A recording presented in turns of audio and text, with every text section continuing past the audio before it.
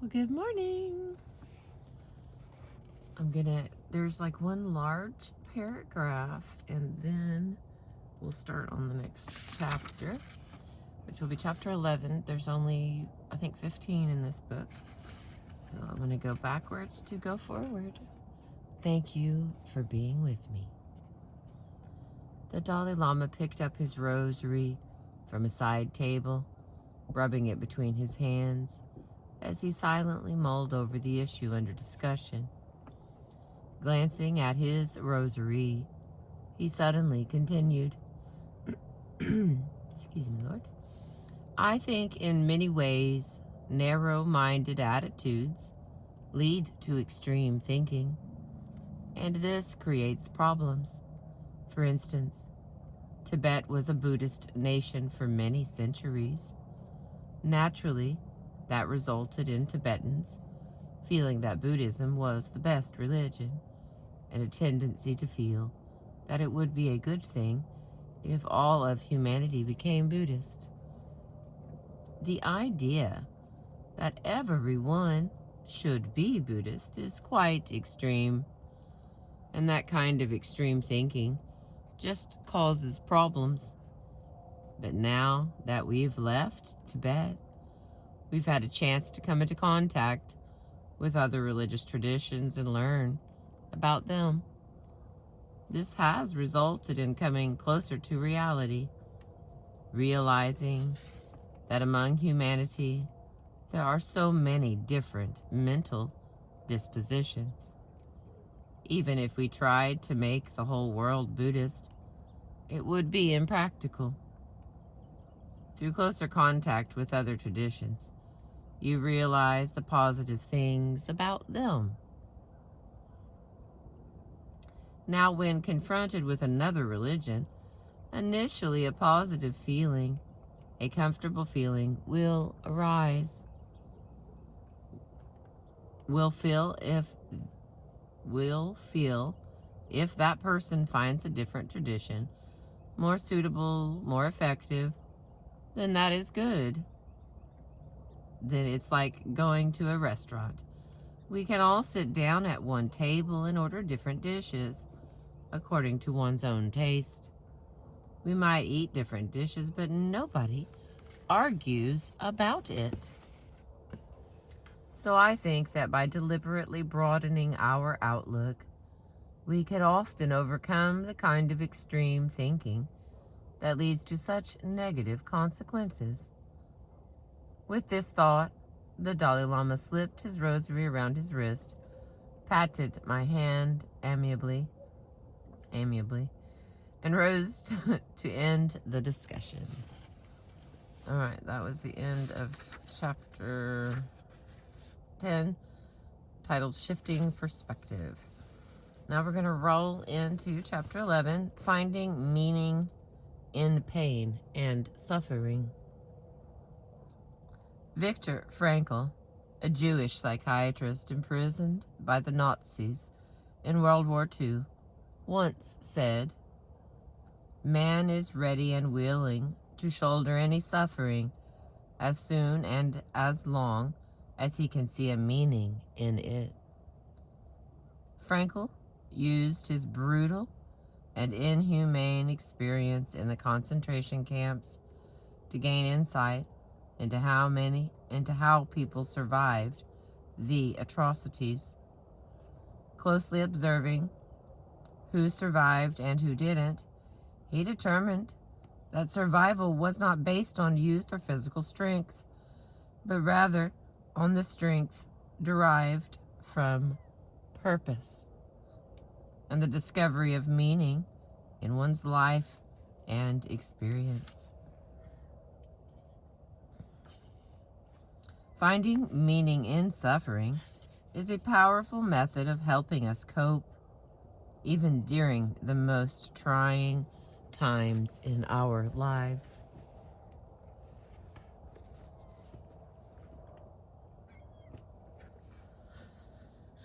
Finding meaning in our suffering is not an easy task. Suffering often seems to occur at random, senselessly and indiscriminately, with no meaning at all, let alone a purposeful or positive meaning. And while we are in the midst of our pain and suffering, all our energy is focused on getting away from it. During periods of acute crisis and tragedy, it seems impossible to reflect on any possible meaning behind our suffering. At those times, there is often little we can do but endure. And it's natural to view our suffering as senseless and unfair and wonder, why me? Fortunately, however, during times of comparative ease, periods before or after acute experiences of suffering, we can reflect on suffering, seeking to develop an understanding of its meaning. And the time and effort we spend searching for meaning in suffering will pay great rewards when bad things begin to strike. But in order to reap those rewards, we must begin our search for meaning when things are going well. A tree with strong roots can withstand the most violent storm, but the tree can't grow roots just as the storm appears on the horizon. So where do we begin in our search for meaning in suffering? For many people, the search begins with their religious tradition.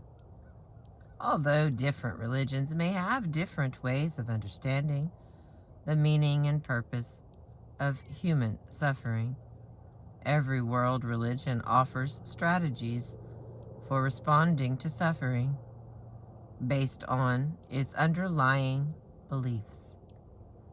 In the Buddhist and Hindu models, for example, suffering is a result of our own negative past actions and is seen as a catalyst for seeking spiritual liberation. In the Judeo-Christian tradition, the universe was created by a good and just God. And even though his master plan may be mysterious and indecipherable, at times, our faith and trust in his plan allows us to tolerate our suffering more easily, trusting, as the Talmud says, that everything God does, he does for the best. Life may still be painful, but like the pain a woman experiences in childbirth, we trust that the pain will be outweighed by the ultimate good it produces. The challenge in these traditions lies in the fact that, unlike in childbirth, the ultimate good is often not revealed to us. Still, those with a strong faith in God are sustained by a belief in God's ultimate purpose for our suffering. As a Hasidic sage advises, when a man suffers, he ought not to say, "That's bad, that's bad." Nothing God imposes on man is bad, but it is all right to say, "That is bitter, that's bitter." For among medicines, there are some that are made with bitter herbs. So from the Judeo-Christian perspective, suffering can serve many purposes. It can test and potentially strengthen our faith. It can bring us closer to God in a very fundamental and intimate way. Or it can loosen the bonds to the material world and make us cleave to God as our refuge. While a person's religious tradition may offer valuable assistance in finding meaning. Even those who do not subscribe to a religious worldview may, upon careful reflection, find meaning and value behind their suffering. Despite the universal unpleasantness, there is little doubt that our suffering can test, strengthen, and deepen the experience of life. Dr. Martin Luther King Jr. once said, "What does not destroy me makes me stronger." And while it is natural to recoil from suffering, suffering can also challenge us and at times even bring out the best in us. In The Third Man, author Graham Greene observes, in Italy, 30 years under the Borgias, they had warfare, terror, murder, and bloodshed. But they produced Michelangelo, Leonardo da Vinci, and the Renaissance. In Switzerland, they have brotherly love, 500 years of democracy and peace. And what did they produce? The cuckoo clock. While at times, I mean, he's got a point, you know. I see what you're saying, you know. Okay. While at times suffering can serve to toughen us, to strengthen us, at other times it can have value by functioning in the opposite manner, to soften us, to make us more sensitive and gentle. The vulnerability we experience in the midst of our suffering can open us and deepen our connection with others.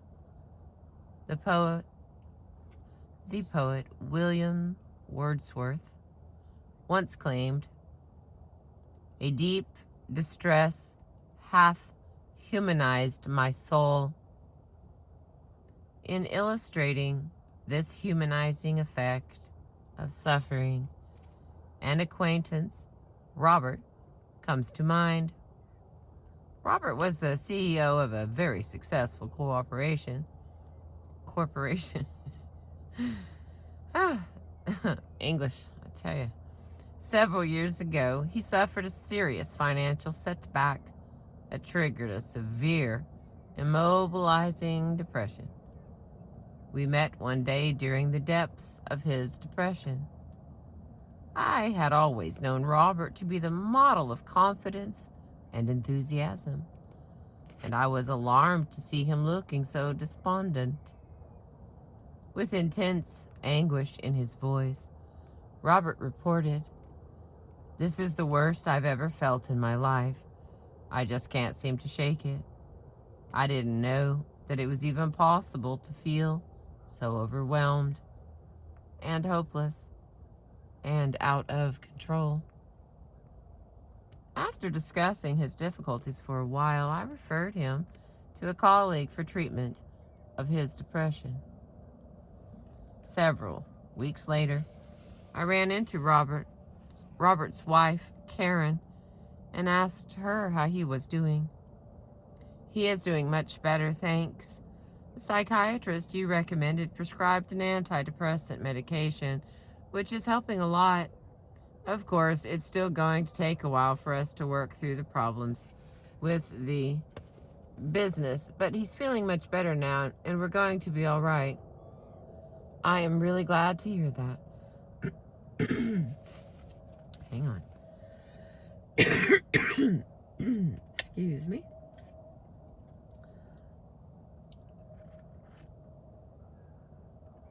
It is in the 30s, and to Crystal, that is cold. My car's turned off. I do not have a heater. I can talk as much as I want. It's still cold. The sun is not up. And once the sun gets here, then it gets hot. So it's interesting. You know, it's just outside. It's the way outside works. If you would go outside more often, you would know. But I'm super thankful that you're inside watching this video with me now. All right, here we go. I'm really glad to hear that. Karen hesitated a moment and then confided, "You know, I hated to see him go through that depression, but in a way I think it has been a blessing. One night, during a fit of depression, he began crying uncontrollably. He couldn't stop. I ended up just holding him in my arms for hours while he wept, until he finally fell asleep. In 23 years of marriage, that is the first time something like that has happened. And to be honest, I've never felt so close to him in my life. And even though his depression is better now, things are different somehow. Something seemed to just break open. And that feeling of closeness is still there. The fact that he shared his problem and we went through it together somehow changed our relationship, made us much closer."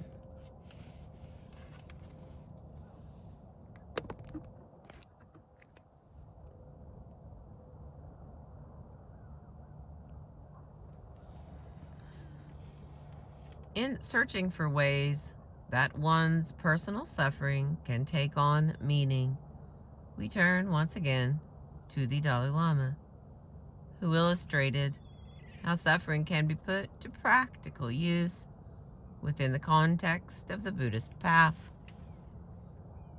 In Buddhist practice, you can use your personal suffering in a formal way to enhance your compassion by using it as an opportunity for the practice of Tonglen.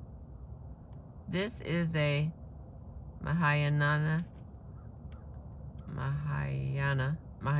there we go, visualization practice in which one mentally visualizes taking on another's pain and suffering, and in turn giving them all of your resources, your good health, your fortune, and so on.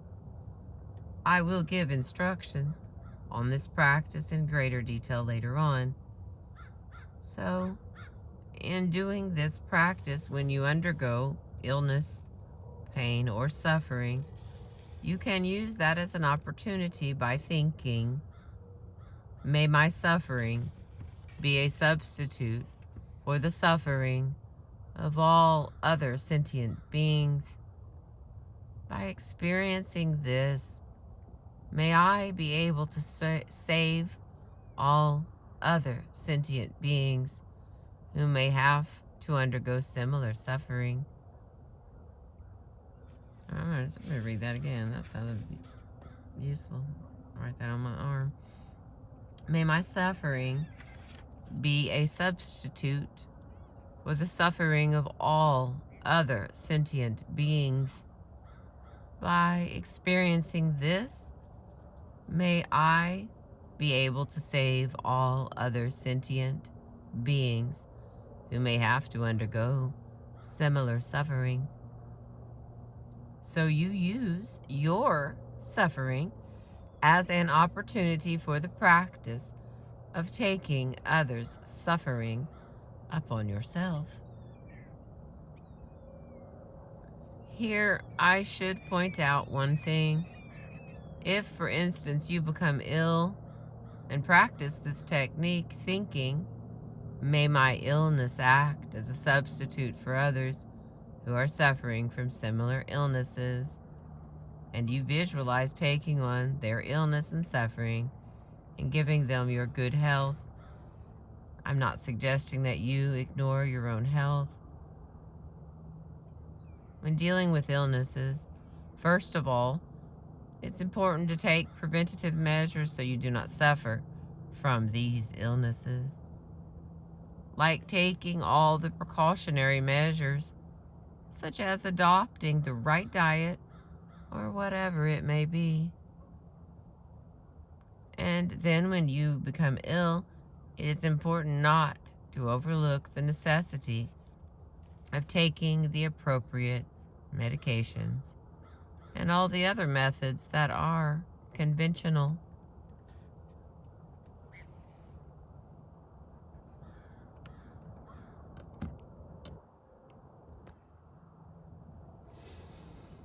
However, once you do become ill, practices such as Tonglen can make a significant difference in how you respond to the situation of illness in terms of your mental attitude.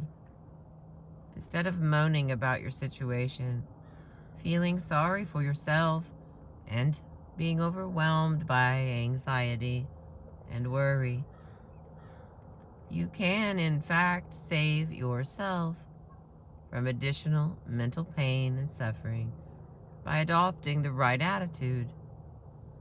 Practicing Tonglen meditation or giving and receiving may not necessarily succeed in alleviating the real physical pain or lead to a cure in physical terms.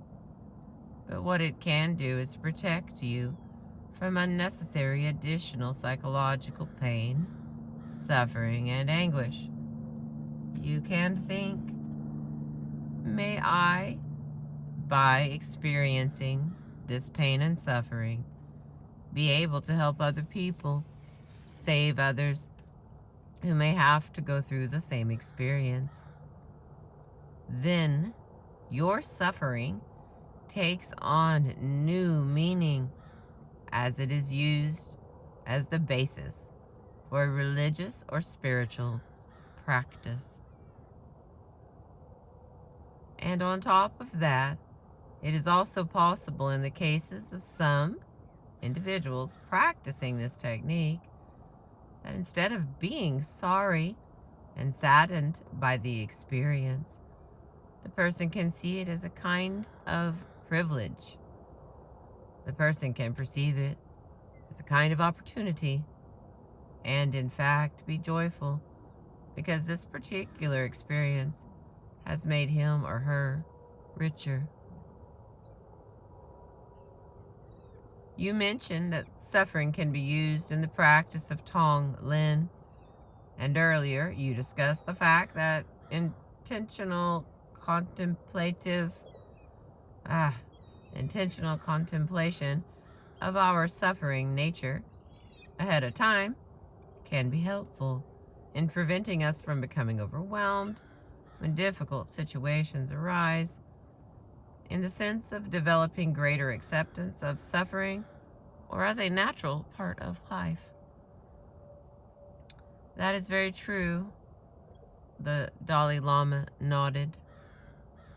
Are there other ways that our suffering can be seen as having some meaning, or at least the contemplation of our suffering as having some practical value? Yes, he replied. Definitely. I think earlier we mentioned that within the framework of the Buddhist path, reflecting on suffering has tremendous importance, because by realizing the nature of suffering, you will develop greater resolve to put an end to the causes of suffering and the unwholesome deeds that lead to suffering. And it will increase your enthusiasm for engaging in the wholesome actions and deeds that lead to happiness and joy. And do you see any benefits of reflecting on suffering for non-Buddhists? Yes, I think it can have some practical value in some situations. For example, reflecting on your suffering can reduce your arrogance, your feeling of conceit. Of course, he laughed heartily. This may not be seen as a practical benefit or be a convincing reason for someone who doesn't consider arrogance or pride to be a fault. Becoming more serious, The Dalai Lama added, but anyway, I think that there is one aspect to our experience of suffering that is of vital importance. When you are aware of your pain and suffering, it helps you to develop your capacity for empathy, the capacity that allows you to relate to other people's feelings and suffering. This enhances your capacity for compassion towards others. So as an aid in helping us connect with others, it can be seen as having value. So, the Dalai Lama concluded, looking at suffering in these ways, our attitude may begin to change. Our suffering may not be as worthless and as bad as we think.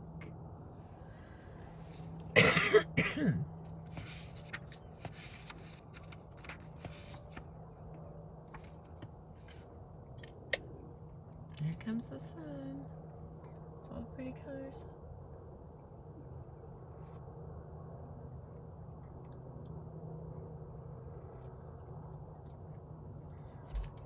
Not quite sure what the deal is today, but my coffee does not taste sweet enough. There must be one more that white sugar, huh? All right, the next part is dealing with physical pain. As in being cold, Crystal. So cold. I have to start the car up. I'm sorry. 37 degrees. I know people up north are like, that's a sunny summer day. Not in Oklahoma. Ah. How long? It took me 27 minutes to get cold. That's the positive spin on it. Woohoo!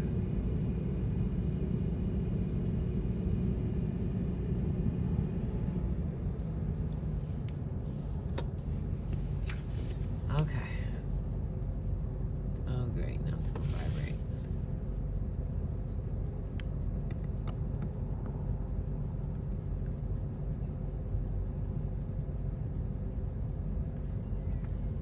Unfortunately, it's cold. I mean, it's not windy. How dare I complain? Cold and windy is certainly worse. Hell, just windy's worse than cold. But here we go. Feels like there's a dingle dangle, so I will hold it. Let's see if I can control it. There we go. Dealing with physical pain. By reflecting on suffering during the quieter moments of our lives, when things are relatively stable and going well, we may often discover a deeper value and meaning in our suffering. Sometimes, however, we may be confronted with kinds of suffering that seem to have no purpose, with no redeeming qualities whatsoever. Physical pain and suffering often seem to belong to that category. There is a difference between physical pain, which is a physiological process, and suffering, which is our mental and emotional response to the pain. So the question arises, can finding an underlying purpose and meaning behind our pain modify our attitude about it? And can a change in attitude lessen the degree to which we suffer when we are physically injured? In his book, Pain, The Gift Nobody Wants, Dr. Paul Brand explores the purpose and value of physical pain. Dr. Brand, a world-renowned hand surgeon and leprosy specialist,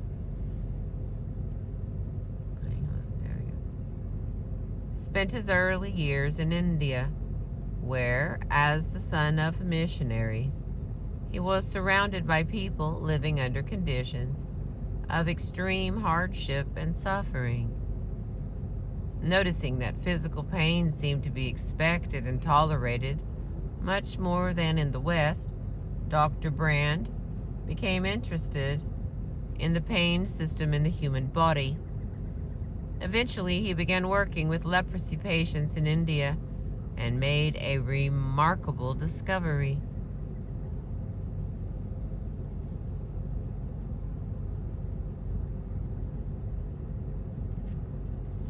He found that the ravages of leprosy and the horrible disfigurements were not due to the disease organism directly causing the rotting of flesh.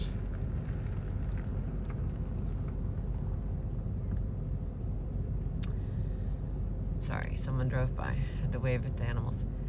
Eventually, he began working with leprosy patients in India and made a remarkable discovery. He found that the ravages of leprosy and the horrible disfigurements were not due to the disease organism directly, causing the rotting of the flesh, but rather it was because the disease caused loss of pain sensation in the limbs. Without the protection of pain, the leprosy patients lacked the system to warn them of tissue damage. Thus, Dr. Brand observed patients walking or running on limbs with broken skin or even exposed bones. This caused continuous deterioration. Without pain, sometimes they would even stick their hands in a fire to retrieve something. He noticed an utter nonchalance toward self-destruction. In his book, Dr. Brand recounted story after story of the devastating effects of living without pain sensation, of the repetitive injuries, of cases of rats gnawing off fingers and toes while the patient slept peacefully.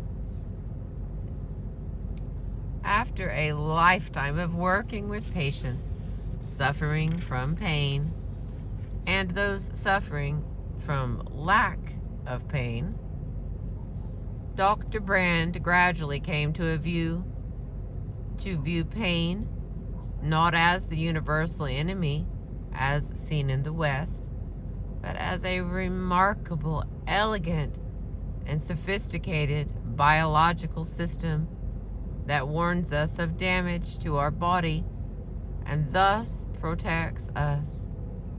But why must the experience of pain be so unpleasant? He concluded that the very unpleasantness of pain, the part that we hate, is what makes it so effective in protecting us and warning us of danger and injury. The unpleasant quality of pain forces the entire human organism to attend to the problem. Although the body has automatic reflexive movements that form an outer layer of protection and move us quickly away from the pain, it is the feeling of unpleasantness that galvanizes and compels the entire organism to attend and act. It also sears the experience into the memory and serves to protect us in the future. In the same way that finding meaning in our suffering can help us cope with life's problems, Dr. Brand feels that an understanding of the purpose of physical pain can lessen our suffering when pain arises. In view of this theory, he offers the concept of pain insurance. He feels that we can prepare for pain ahead of time, while healthy, by gaining insight into the reason we have it and taking the time to reflect on what life would be without pain. However, since acute pain can demolish objectivity, we must reflect on these things before pain strikes. But if we can begin to think of pain as a speech your body is delivering about a subject that is of vital importance to you in the most effective way of getting your attention, then our attitude about pain will begin to change. And as our attitude about pain changes, our suffering will diminish. As Dr. Brand states, I am convinced that the attitude we cultivate in advance may well determine how suffering will affect us when it does strike. He believes that we can even develop gratitude in the face of pain. We may not be grateful for the experience of pain, but we can be grateful for the system of pain perception.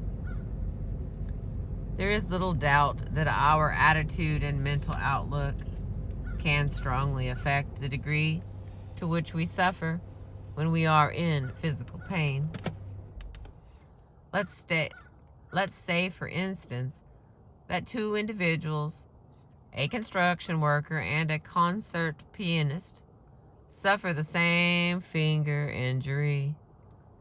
While the amount of physical pain might be the same for both individuals, the construction worker might suffer very little, and in fact rejoice if the injury resulted in a month of paid vacation, which he or she was in need of. Whereas the same injury could result in intense suffering to the pianist, who viewed playing as his or her primary source of joy in life.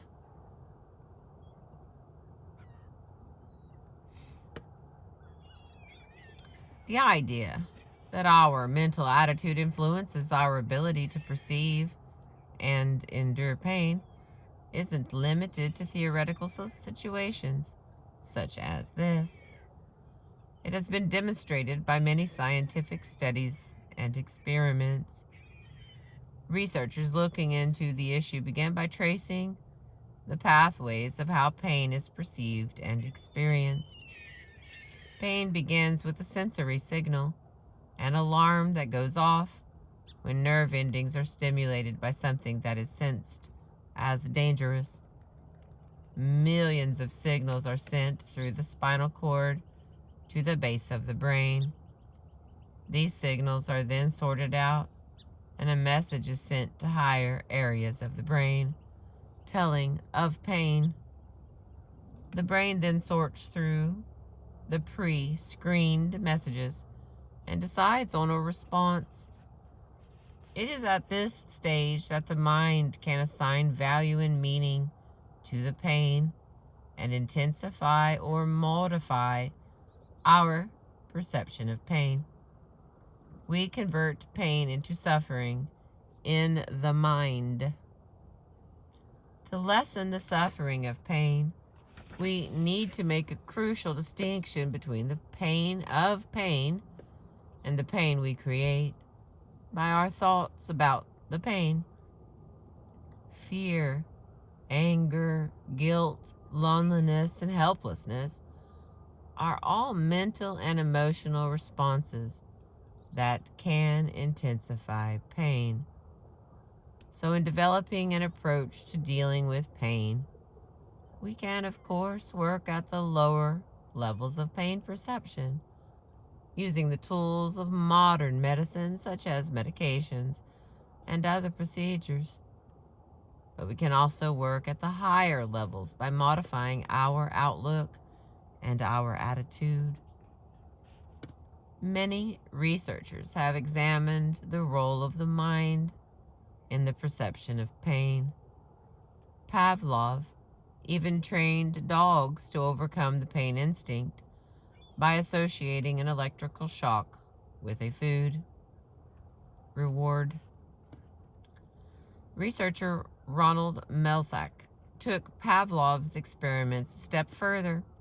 He raised Scottish Terrier pups in a padded environment in which they wouldn't encounter the normal knocks and scrapes of growing up.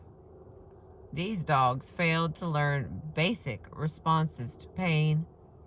They failed to react, for instance, when their paws were pricked with a pin, as opposed to their litter mates who squealed with pain when pricked. On the basis of experiments such as these, he concluded that much of what we call pain, including the unpleasant emotional response, was learned rather than instinctive. Other experiments with human beings involving hypnosis and placebos have also demonstrated that in many cases, the higher brain functions can overrule the pain signals from the lower stages on the pain pathway. This indicates how the mind can often determine how we perceive pain and helps explain the interesting findings of investigators such as Dr. Richard Sternbach and Bernard Tursky at Harvard Medical School, later reaffirmed in a study by Dr. Marianne Bates et al., who noted that there were significant differences among different ethnic groups in their ability to perceive and withstand pain. So it seems that the assertion that our attitude about pain can influence the degree to which we suffer is not simply based on philosophical speculation, but it is based up by scientific evidence. And if our investigation into the meaning and value of pain results in a change of attitude about pain, our efforts will not be wasted. In seeking to discover an underlying purpose of our pain, Dr. Brand makes one additional fascinating and critical observation. He describes many reports of leprosy patients claiming, "Of course I can see my hands and my feet, but somehow they don't feel like part of me. It feels as if they are just tools." Thus, pain not only warns us and protects us, but it unifies us. Without pain sensation in our hands or feet, those parts no longer seem to belong to our body. In the same way that physical pain unifies our sense of having a body, we can conceive of the general experience of suffering acting as a unifying force that connects us with others. Perhaps that is the ultimate meaning behind our suffering. It is our suffering that is the most basic element that we share with others, the factor that unifies us with all living creatures.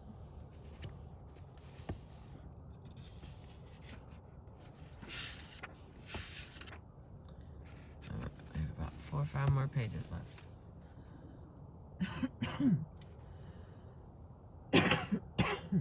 Excuse me, Lord.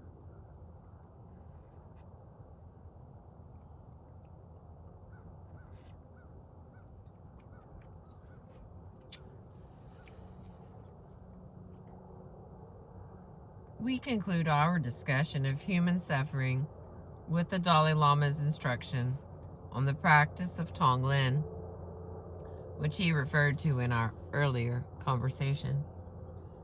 As he will explain, the purpose of this visualization meditation is to strengthen one's compassion, but it can also be seen as a powerful tool in helping transmute one's personal suffering.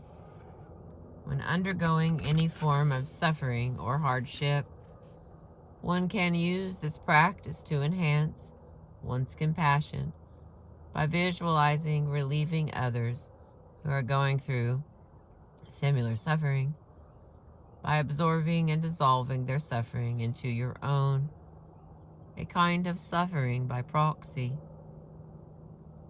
The Dalai Lama presented this instruction before a large audience on a particularly hot September afternoon in Tucson. The hall's air conditioning units, struggling against the soaring desert temperatures outside, were ultimately overcome by the additional heat generated by 1,600 bodies. Temperatures in the room began to climb, creating a general level of discomfort that was particularly appropriate for the practice of a meditation on suffering.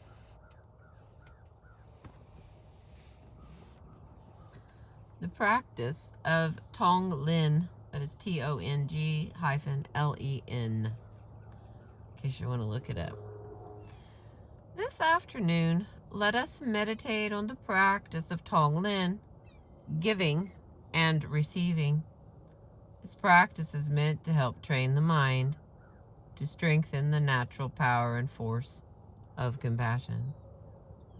This is achieved because Tonglen meditation helps counteract our selfishness.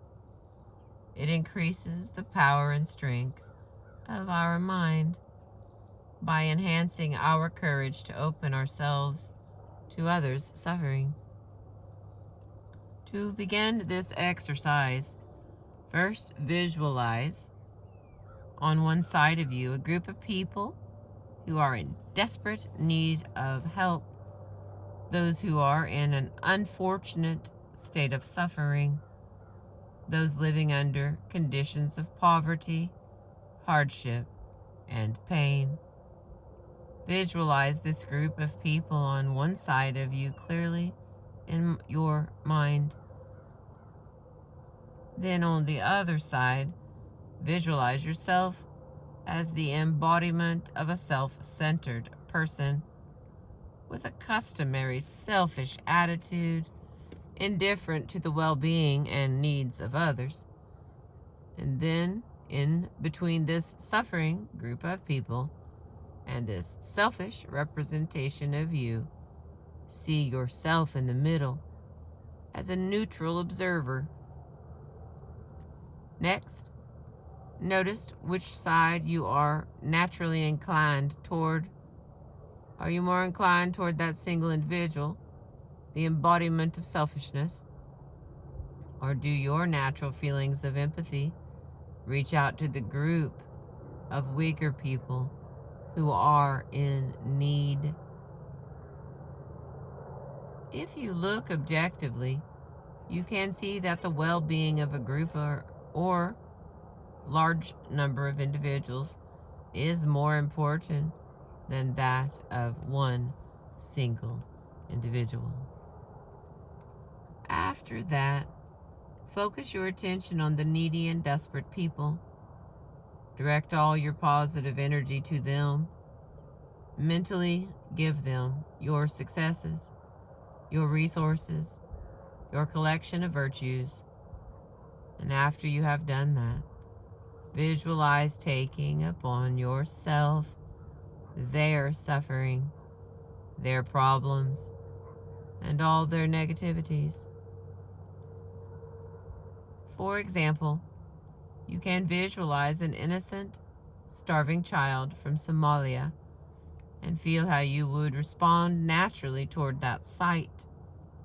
In this instance, when you experience a deep feeling of empathy toward the suffering of that individual, it isn't based on considerations like, he's my relative, she is my friend.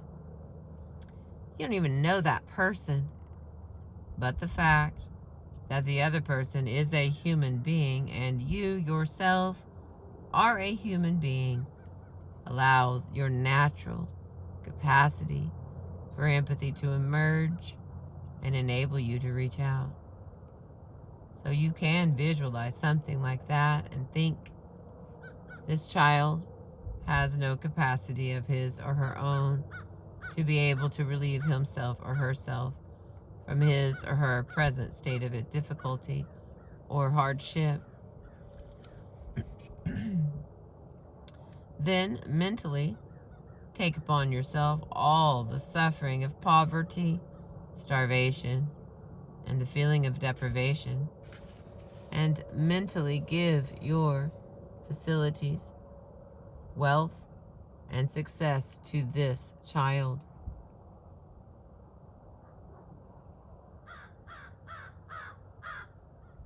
Good morning.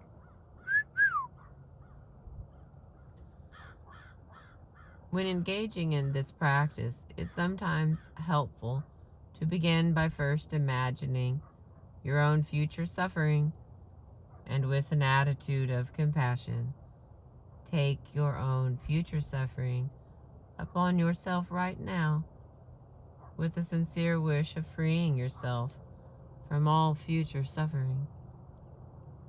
After you gain some practice in generating a compassionate state of mind toward yourself, you can then expand the process to include taking on the suffering of others. When you do the visualization of taking upon yourself, it is useful to visualize these sufferings, problems, and difficulties in the form of poisonous substances, dangerous weapons, or terrifying animals, things the very sight of which normally makes you shudder. So visualize the suffering in these forms and then absorb them directly into your heart. The purpose of visualizing these negative and frightening forms being dissolved into our hearts is to destroy our habitual selfish attitudes that reside there. However, for those individuals who may have problems with self-image, self-hatred, anger towards themselves, or low self-esteem, then it is important to judge for themselves whether this particular practice is appropriate or not. It may not be. This Tonglen practice can become quite powerful if you combine the giving and receiving with the breath, that is, imagining, receiving when inhaling, and giving when exhaling. When you do this visualization effectively, it will make you feel some slight discomfort. That is an indication that it is hitting its target, the self-centered, egocentric attitude that we normally have. Now, let us meditate.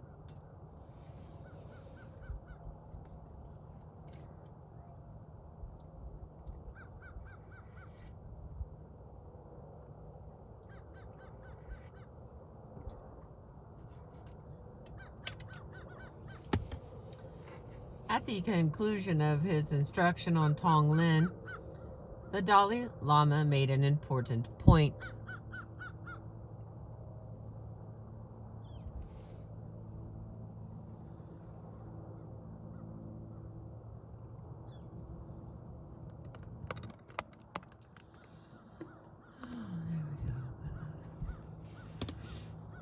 At the conclusion of his instruction on Tonglen, the Dalai Lama made an important point. No particular exercise will appeal to or be appropriate for everyone. In our spiritual journey, it's important for each of us to decide whether a particular practice is appropriate for us. Sometimes a practice will not appeal to us initially, and before it can be effective, we need to understand it better. This certainly was the case for me when I followed the Dalai Lama's instruction on Tonglen that afternoon.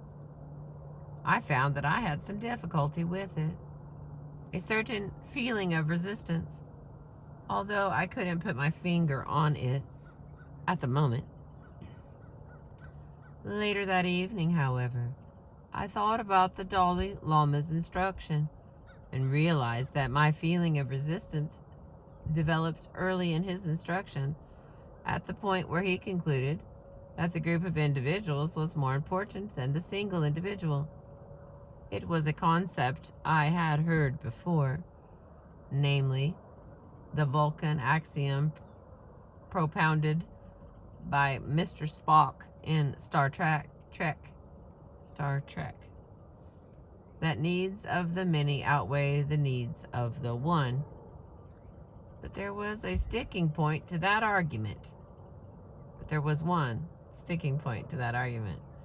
Before bringing it up to the Dalai Lama, perhaps not wanting to come across as being just out for number one, I sounded out a friend who was a longtime student of Buddhism. One thing bothers me, I said. Saying that the needs of a large group of people outweigh those of just one single person makes sense in theory. But in everyday life, we don't interact with people en masse. We interact with one person at a time, with a series of individuals. Now, on that one-to-one level, excuse me. Now, on that one-to-one level, why should that individual's needs outweigh my own? I'm also a single individual. We're equal.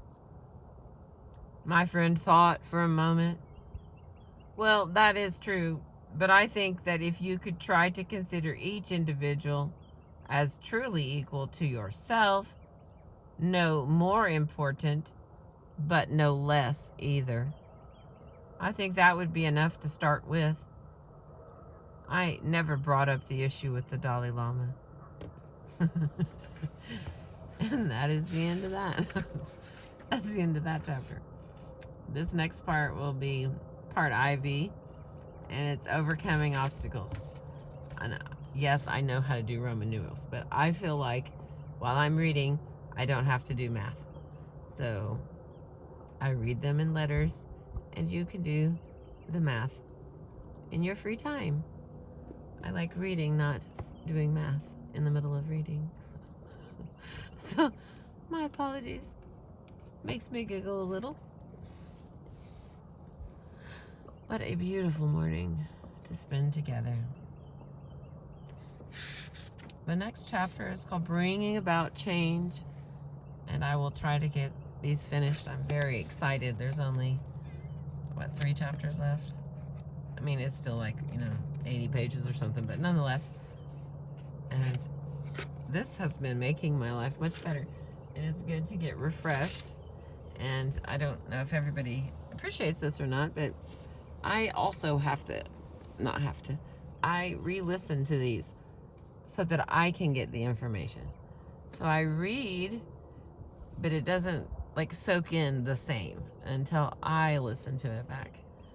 So in that way, we're all doing that. Thank you for being with me. Thank you for continuing to listen and watch the sunrise with me. I appreciate you.